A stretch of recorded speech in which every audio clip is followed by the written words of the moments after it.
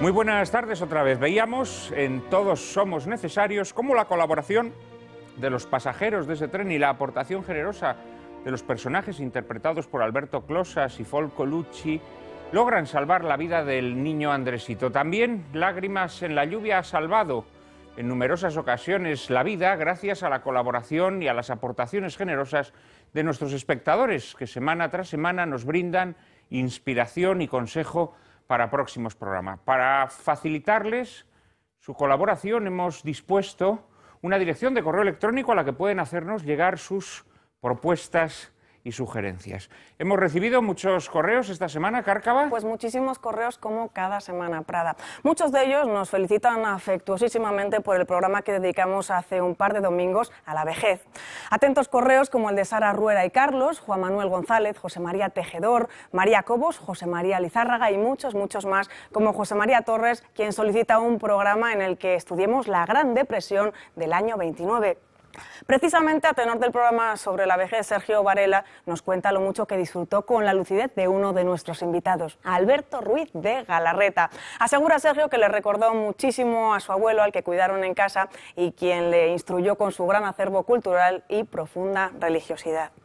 Juan Antonio Tuose nos escribe un correo en el que nos dice que él mismo, junto con otros dos seguidores del programa, han decidido grabarlo cada semana y reunirse posteriormente para escuchar el coloquio otra vez y así poder opinar y mostrar juntos sus pareceres. Desde San Lorenzo del Escorial, María Francisca López Brea agradece el programa que dedicamos a la vejez y nos dice que cree que tenemos algo que ver en su reciente matrícula en varias asignaturas de teología en la Universidad de San Dámaso. Pero no abandonamos Madrid. Jesús Hernández pide que ahondemos en la cuestión de la obediencia, desde aquella que se debe a nuestros padres hasta la que es prioritaria en nuestras vidas, la obediencia a la voluntad divina de Dios. María José de Lasso sugiere que orquestemos un programa en torno a Santo Tomás Moro, emitiendo la película Un hombre para la eternidad. Desde Pamplona, Constanza Jiménez demanda un programa sobre su escritor favorito, Dostoyevski, quien a su juicio ha profundizado como nadie en la condición humana y en la alienación de la personalidad a causa de las ideologías. Pedro Martín, Bárbara López Hoja y Carlota González nos explicitan una inquietud compartida: la fortísima presión mediática que se ejerce sobre las personas, especialmente sobre las mujeres, para aparentar 20 años cuando ya se pasa de la cuarentena o de la cincuentena. Por último, Santiago Moncada nos reclama un programa dedicado al amor en las tres edades: juventud, madurez y vejez. Ya saben que pueden y deben enviarnos sus opiniones y sugerencias a la siguiente dirección de correo electrónico: lágrimas@intereconomia.tv. Repetimos, lágrimas@intereconomia.tv.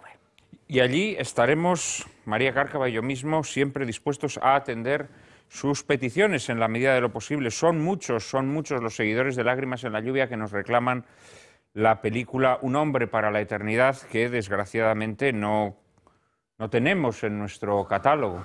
En el momento, si alguna vez esta película se incluye entre aquellas que podamos elegir, por supuesto, cuenten con que será incluida en nuestro programa. Muchas gracias por todas las felicitaciones que hemos recibido por ese programa dedicado a la vejez contemplada además por 4 viejos, siquiera de edad, de cronología, puesto que, como demostraron aquí, eran 4 viejos que mantienen la mente joven y extraordinariamente fértil. También la mantienen, desde luego, nuestros invitados de esta tarde. Como saben, quienes vieran la introducción del programa, hoy vamos a dedicar nuestro programa a la división de los españoles, a ese cainismo que parece que forma parte de nuestra genealogía y que, desgraciadamente, también hoy, en esta fase democrática de la historia, parece haber degenerado en lo que un escritor muy querido por este programa, Leonardo Castellani, llamaba demogresca. Para hablar sobre tan suculento asunto, contamos con la presencia de 4 invitados de excepción que de inmediato paso a presentarles. A todos ellos los conocen bien los seguidores de Lágrimas en la lluvia. Está con nosotros José Luis González Quirós. Es profesor de Filosofía en la Universidad Rey Juan Carlos de Madrid y profesor de la Escuela Contemporánea de Humanidades en Madrid. Miembro del Consejo de Redacción de Nueva Revista. Entre sus obras merecen destacarse Una apología del patriotismo, Repensar la cultura o El porvenir de la razón en la era digital. Querido José Luis, muchísimas gracias por atender nuevamente nuestra petición. Ya sabes que es un honor y un placer, suele serlo, por lo menos. El honor es nuestro y el placer es compartido con estos invitados tan estupendos que hoy te acompañan. El segundo de ellos es también un viejo conocido de todos los seguidores de Lágrimas en la lluvia. Estuvo precisamente en ese programa que tantos de ustedes han aplaudido y elogiado. Se trata de Antonio García Trevijano, abogado y pensador republicano. En 1974 organizó y coordinó la Junta Democrática de España. Ha publicado más de 1000 artículos en diarios tan diversos como ABC, El País, El Mundo o La Razón. Y es autor, entre otros, de los libros La Alternativa Democrática, El Discurso de la República, Del Hecho Nacional a la Conciencia de España, Frente a la Gran Mentira o Pasiones de Servidumbre. Su obra más reciente es la monumental Teoría Pura de la República. Querido Antonio, muchísimas gracias por atender nuevamente nuestra petición. Querido Juan Manuel y querida María, gracias a vosotros por volver a invitarme. Ya sabes sobre que todo después de la última sesión, donde hubo un rifirrafe. Bueno, hombre, pero fue un rifirrafe liviano. Liviano, para mí, desde luego. Bueno, de vez en cuando un pequeño rifirrafe pues tampoco viene mal. Rejuvenece, rejuvenece. Es un placer volver a contar contigo en esta tarde, como lo es contar con un queridísimo y predilecto amigo de este programa. Se trata de Miguel Ayuso, es miembro del Cuerpo Jurídico Militar, catedrático de la Facultad de Derecho de la Universidad Pontificia de Comillas de Madrid y doctor honoris causa de la Universidad de Udine.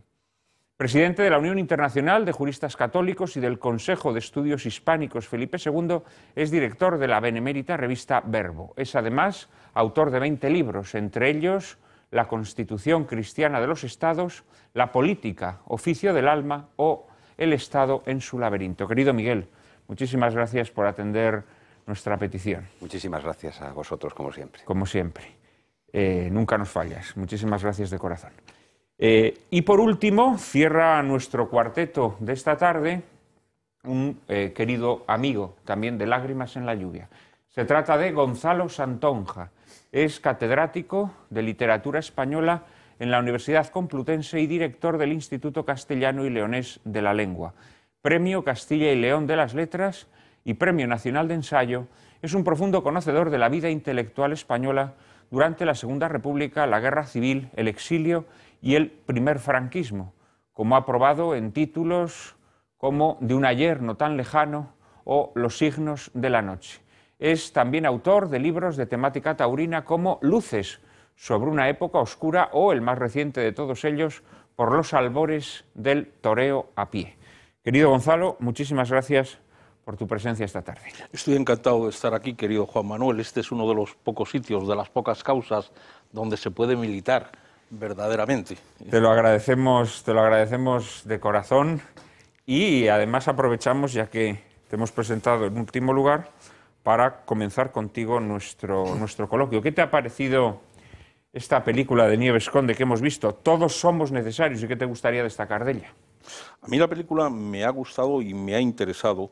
Nieves Conde es un autor, un director de cine al que yo he conocido tardíamente, porque yo voy muy poco al cine, como bien sabes, pero conocí sus películas a partir de una sesión que le dedicó la Seminci hace ya bastantes años y me ha interesado, francamente me ha interesado mucho. Yo creo que es una película muy correcta, una película que cuenta una historia. Delibes decía que cualquier historia pues debe contar algo, debe tener personajes y debe tener un ambiente. Y estos son requisitos básicos que el cine moderno en distintas ocasiones infringe. Y sin embargo este autor, este director, pues las respeta muy bien. A mí la película me ha interesado muchísimo. Me doy cuenta que hay temas recurrentes. Es una persona muy golpeada por la devastación de Castilla. Yo también estoy muy golpeado por la devastación de Castilla.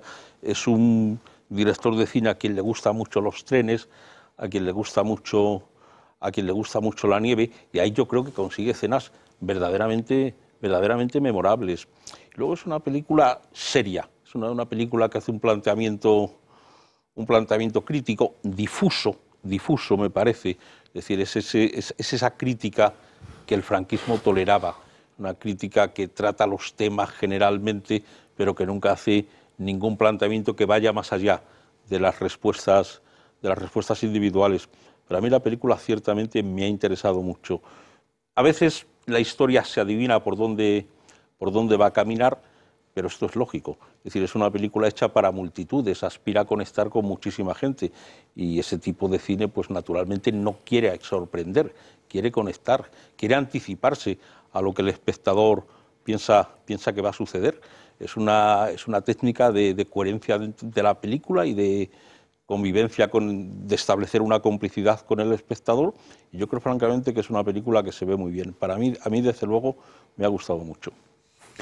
Pues a nosotros también nos ha gustado, esta es la razón por la que la hemos elegido. Si en algo discreparía contigo, aunque ciertamente esta película es más benigna que otras de Nieves Conde en la crítica, es en esa mención que has hecho, ¿no?, de Nieves Conde como un director que hace la crítica que permitía el franquismo. En realidad Nieves Conde tuvo bastantes problemas. Sí, lo sé. Con el franquismo. Él era un falangista de primera hora. Sí, sí. Y concretamente con dos películas suyas tuvo muchos problemas. Tuvo muchos problemas. Surcos. Sí, sí. Una película que es muy corrosiva y que los espectadores de Lágrimas en la lluvia han tenido la ocasión de ver hace apenas unos meses en nuestro programa. Y luego otra película posterior que hizo a esta que se llamaba El inquilino, Sí. en donde contaba también las dificultades que tenía una familia para conseguir casa, los problemas de la especulación urbanística y demás. O sea que... Es que son películas más incisivas las que acabas de mencionar. Sí, pero bueno, en esta película también hay una crítica fuerte al sistema penal, por ejemplo, ¿no?, en la figura del médico, sobre todo. Sí, pero esa es una crítica tópica. Eso desde Quevedo está en la literatura española, esa crítica genérica. Eso está. Ahí Nieves Conde pues se sitúa en la tradición española, y eso está en multitud de autores. Pero vamos, yo creo, dicho esto, que a mí Nieves Conde me parece un director verdaderamente importante, y que esta película, y desde luego Surcos me parece una película memorable. Luego hay otra cuestión que yo creo, el franquismo hacía muchas prohibiciones nominales, ¿eh? Es decir, ponía el nombre de una persona dentro de lo que se consideraba vetado, y a partir de ahí lo tenía bastante difícil. Es decir, durante los primeros años del franquismo incluso pues estaba prohibido publicar en los periódicos determinados nombres, y se publicaban eufemismos. A lo mejor esa misma película con otro nombre pues no hubiese tenido esos problemas. Pero claro, Nieves Conde era un autor especialmente por su condición de falangista auténtico, por su condición de disidente desde dentro del régimen de la Victoria, pues era una persona especialmente mirada. Así es. Querido Antonio, ¿qué te ha parecido Todos somos necesarios? Una película buena, en el sentido... Un poco previsible, me decías, ¿no? Sí, una pero película, técnicamente buena. voy a decir por qué. Buena en todos los aspectos técnicos del cine, dentro de los cuales incluyo también el aspecto artístico.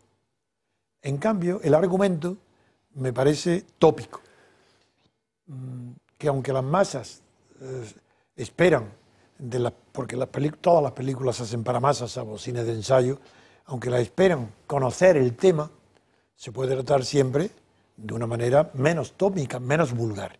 Entonces, todas las escenas culminantes de la película se puede predecir, al empezar la película se sabe que el médico terminará operando al niño, que el Luigi Folco terminará muriendo por sacrificándose. Es que se ve enseguida toda la película.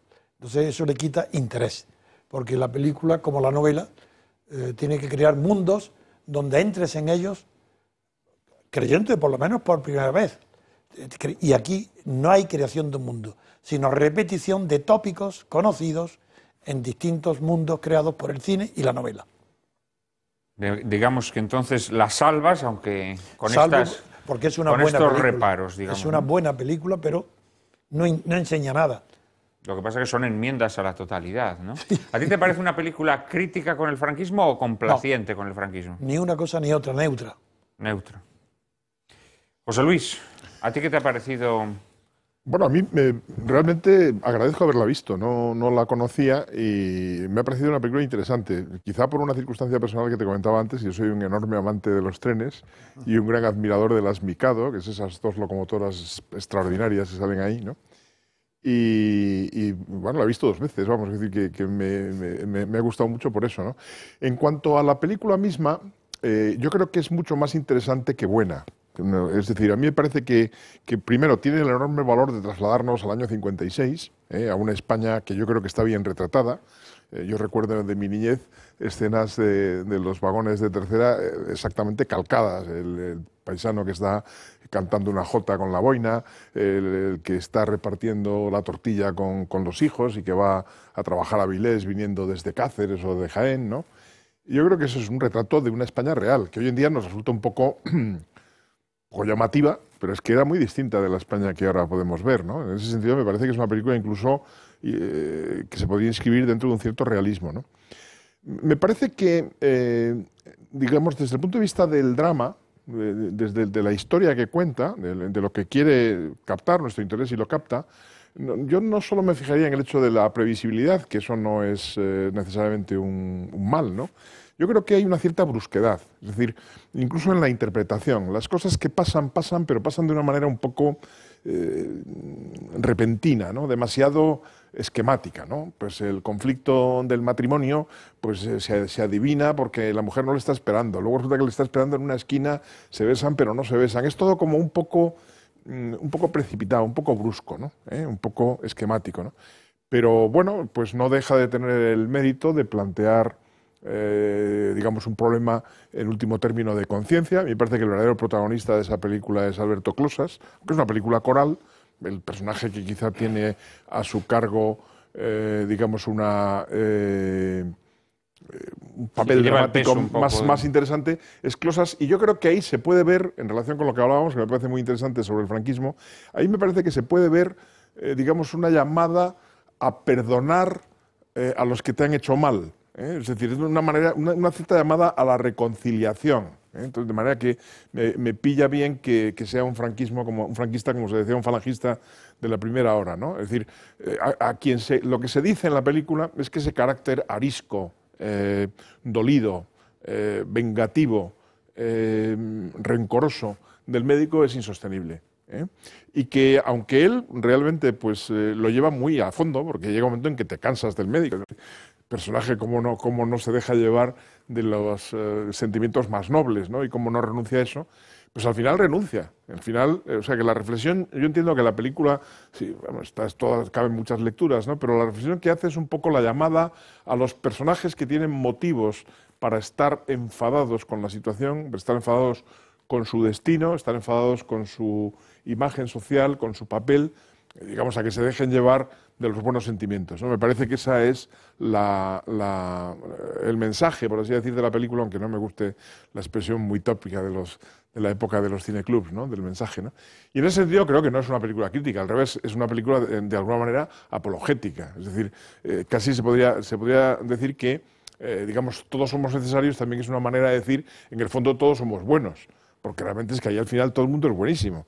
El único que es malo es el liberal, padre del niño. El liberal, y eso es muy típico de falangista, ¿no? Es uno que es un personaje realmente detestable. Yo no sé si es liberal o no, pero realmente es detestable. Es un personaje vil, absolutamente mediocre, mentiroso, y que es incluso incapaz de querer a su hijo, ¿no?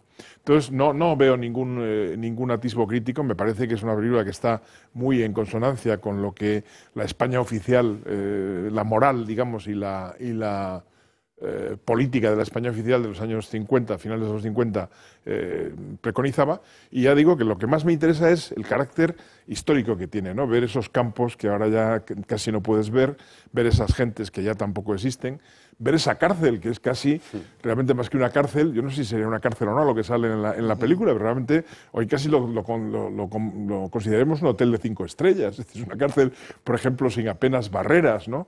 Ver unos guardias civiles amigables que te dicen, bueno, suba usted, tal. O sea, yo creo que no es una película crítica en el sentido político del término, pero que sí es una reflexión interesante sobre una virtud muy necesaria, que es la virtud de saberse adaptar, la capacidad de comprensión, la capacidad de convivir y la necesidad de renunciar no solo a tus ideas, sino sobre todo, lo que es a veces más difícil, a tus dolores y a las injusticias que se han podido cometer sobre ti, ¿no?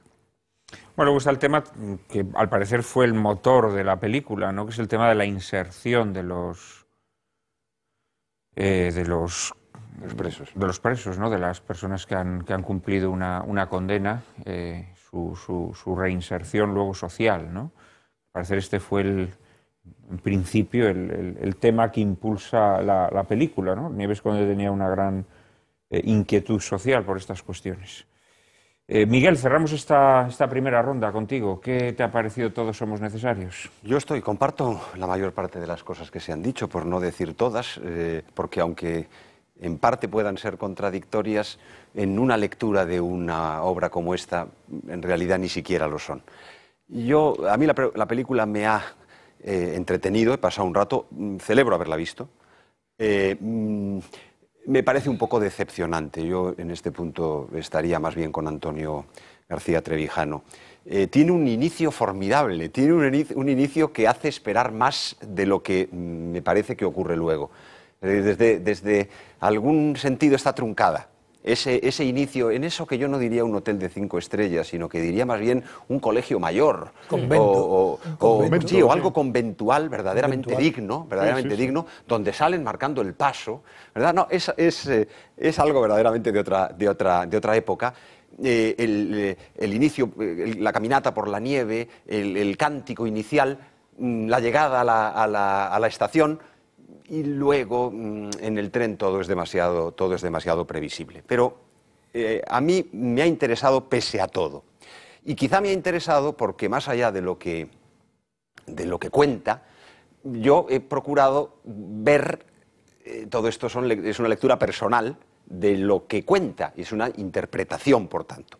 Y yo me permitiría hacer 2 observaciones. Una primera de tipo filosófico, si se quiere, y otra, sin pretensión ninguna, por cierto, y otra de tipo sociológico. Es decir, 2 lecturas, una filosófica y otra sociológica de la película. La primera, la lectura filosófica.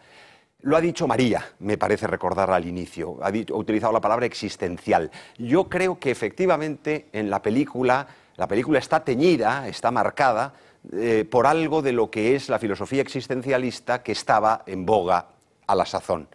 No, por cierto, por la filosofía existencialista más nítida, más pura, que es una filosofía existencialista en el fondo nihilista, que sería o bien la escuela sartriana o la heideggeriana, ese es otro tema, pero más bien de lo que podríamos llamar un cierto toque existencialista cristiano que estuvo de moda en muchos autores, un Gabriel Marcel, un Michele Federico Sciacca, por utilizar 2 puntos de referencia de la cultura europea de la época, y que entre nosotros en España interpretó mejor que nadie uno de mis más queridos maestros, que fue Rafael Gambra. Ese toque existencial está en la película, pero lo está teñido de lo que era el horizonte cultural español, que era católico. Luego, por tanto, incluso se ve en todo, hasta en la presencia del cura, aunque el cura es bastante poco español, no porque sea alemán de nacionalidad, sino porque en su apariencia, que se condice con esa progenie alemana, como en su modo de proceder, que es más bien un gentleman que no un cura de sotana con lamparones, ¿verdad? Y cachazudo, que era lo que era el clero en España. Y gracias a Dios, iba a decir. Entonces, ahí nos encontramos con esa primera reflexión existencial que, sinceramente, me parece muy evidente. Tiñe toda la película, está por todas partes.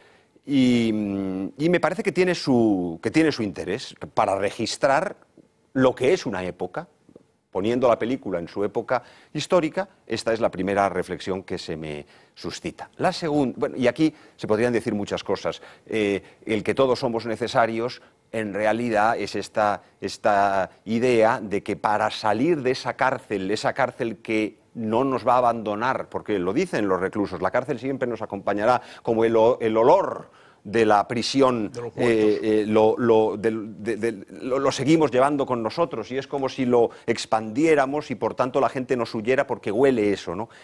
Eso es absolutamente existencial, pero ese existencialismo cristiano está en la redención. ¿Por qué? Porque todos los personajes acaban redimidos. El médico se redime el estafador y se redime el carterista. Y aquí, aunque se me ocurren otras cosas, pero en todo caso no, lo puedo dejar para luego, eventualmente. Aquí enlazo ya con la segunda lectura, que es la lectura sociológica. Porque si el tren es la continuación de la cárcel, en esta lectura existencialista de la película, el tren es la cárcel, es decir, no han salido de la cárcel, de alguna manera esa nueva cárcel, que es el tren, también es como una especie de, no sé cómo decirlo, de laboratorio, es decir, hay una gran cantidad de arquetipos que se nos presentan, arquetipos que son fundamentalmente sociales. De ahí la mención que se hacía a la crítica social. Y esto me lleva a una reflexión, precisamente de ver esto. La reflexión sobre los arquetipos sociales me parece que es muy interesante. Primero, el toque verdaderamente casposo de la burguesía. Los personajes de la burguesía, y particularmente el personaje central, antipático, son personajes de poca consistencia, no digo moral, sino humana. Carecen del menor interés. Luego están los personajes populares, que tienen mucho mayor interés, empezando por Iniesta. A mí, de los tres reclusos, me parece el más interesante. Alberto Closas me parece un poco estomagante. No lo digo por él, sino por el papel que interpreta. Fosco es mejor artista. También. Permítame, Miguel, te voy a interrumpir. En apenas un minuto estaremos nuevamente con ustedes y Miguel concluirá su exposición. No nos abandonen, por favor.